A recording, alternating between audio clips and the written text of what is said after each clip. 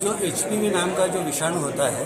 वो लड़कों में और लड़की में दोनों में होता है, जिससे क्लोज कांटेक्ट से ही वो स्प्रेड होता है। ये देखा गया है कि ये एचपीवी इन्फेक्शन 15 साल के बाद किसी को भी लड़के लड़की को हो सकता है, लेकिन ये देखा गया है ये इन्फेक्शन से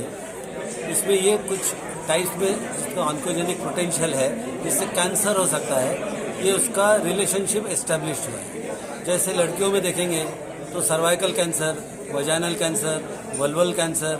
एनल कैंसर और कुछ गले के कैंसर जिसको ओरोफेरेंजियल कैंसर बोलते हैं, उसका एसोसिएशन लेडीज़ में या लड़कियों में तथा बॉयज़ में भी ये देखा गया है कि ये एचपीवी इन्फेक्शन होने से गले के कुछ कैंसर, एनल कैंसर और पिनाइल कैंसर ये भी इससे होता है। ये प्रूव हो गया है और उसको प्रिवेंट करने के लिए अपने पास में बहुत ही अच्छा वैक्सीन अवेलेबल है, क्योंकि उसके लिए ऐसा कोई दवा तो है नहीं। अच्छा, ये एचपीवी इन्फेक्शन जब होता है तो कुछ समझता नहीं है कि क्योंकि उसके कोई साइन सिम्टम्स नहीं होते तो हो जाता है। ये देखा गया है कि ऑलमोस्ट सब लड़के लड़कियों को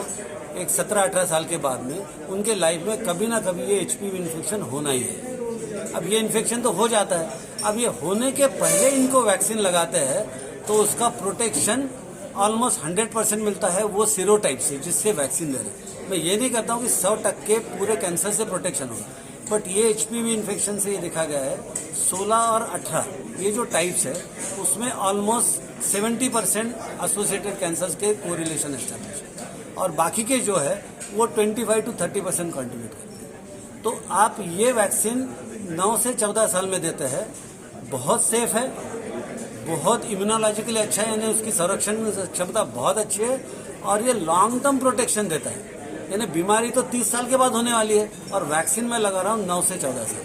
क्योंकि ये भी देखा गया है, ऐसे स्टडीज है, पूरे वर्ल्ड में स्टडीज है, उसमें ये देखा गया है कि ये वैक्सीनेशन ये एज ग्रुप देने से ये पॉपुलेशन को अगले 30, 40, 50 साल तक प्रोटेक्शन मिलता है और उनको ये बहुत बड़ी बीमारी से बचाया जा सकता है।